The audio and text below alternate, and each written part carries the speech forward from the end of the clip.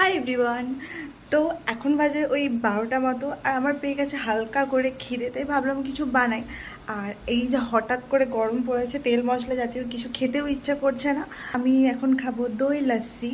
তো ভাবলাম তোমাদের সাথে শেয়ার করি, যদিও এই লাস্সি রেসিপিটা সবাই জানে কম বেশি, বাট তাও আমি যেহেতু করছি তোমাদের সাথে শেয়ার করে দিই। আমার এখানে লাগবে হচ্ছে দই। আমি যে দইটা নিয়েছি সেটা হচ্ছে টক দই, আর তোমরা চাইলে কিন্তু মিষ্টি দইও নিতে পারো। সেক্ষেত্রে তোমরা কি করবে, চিনিটা অ্যাভয়েড করে দেবে। এরপর কি লাগবে, গ্লাস লাগবে। তো বেসিক্যালি না আমি স্টিলের গ্লাসে খাই, বাট তোমাদেরকে যেহেতু দেখাবো সেই জন্য একটু কাঁচের গ্লাস নিয়ে আসি আমি।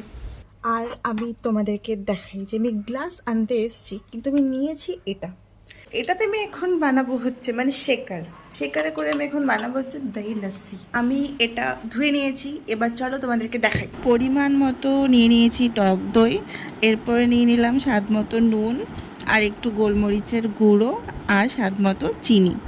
তো এখানে সমস্ত কিছু দিয়ে দিয়েছি। এবার আমাদের যেটা লাগবে সেটা হচ্ছে ঠান্ডা জল। এখানে আমি এতটা মতো জল নিয়েছি, এই ঢাকনাটা লাগিয়ে শেক করে নেবো, তাহলেই হবে। তো এটা আমি শেক করি, ততক্ষণ তোমরা ওয়েট করো।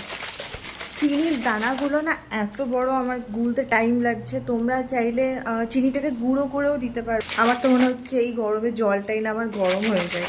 আমি কিন্তু এখনো পর্যন্ত খাইনি, আর আমার মনে হচ্ছে যেটা যে হয়ে গেছে। তোমাদের কাছে আমি অনেস্ট রিভিউ দেবো যে আমি এটা কীরকম বানালাম, কীরকম হয়েছে। ভালোই হয়েছে। গোলমরিচ গুঁড়োটা আরেকটু পড়তো, আরেকটু দিয়ে নিচ্ছি, তারপর তোমাদেরকে বলছি কীরকম হয়েছে। আমি এখানে আরেকটু গোলমরিচের গুঁড়ো দিয়ে নিয়েছি। এবার এটা দেখবো খেতে কীরকম লাগে। এবার পারফেক্ট টেস্টটা আসছে।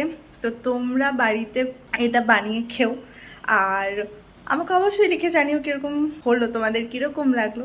তো আজকের মতো টাটা।